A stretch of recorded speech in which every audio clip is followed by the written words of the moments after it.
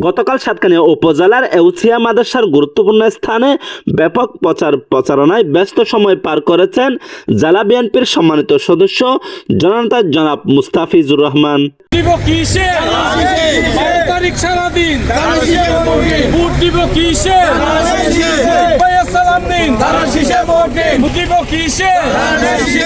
গতকাল বিকেলে দিয়েদিঘি এলাকায় সংক্ষিপ্ত পথসভার পর জনমানুষের ধারে ধারে বিএনপির প্রার্থী জনাব নাজমুল মুস্তাফা আমিনের জন্য ধানের শীষে ভোট চাইতে ভোটারদের ধারে ধারে ছুটে যান জনাব মুস্তাফিজুর রহমান।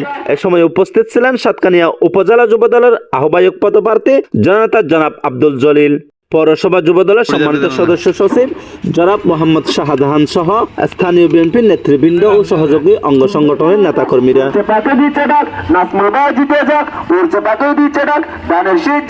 দেশনায়ক জনাব তারেক রহমানের বিশ্বস্ত সৈনিক, দুঃসময়ের সাহসী নেতা জনাব মুস্তাফিজুর রহমান নিউ চট্টগ্রাম টিভিকে বলেন, সাতকানিয়া লোহাগাড়ায় দৃশ্যমান উন্নয়ন দেখার জন্য এবং জননেতা জনাব তারেক রহমানের হাতকে শক্তিশালী করতে আগামী 12 তারিখ ধানের শীষে এলাকাবাসীকে ভোট দিতে হবে।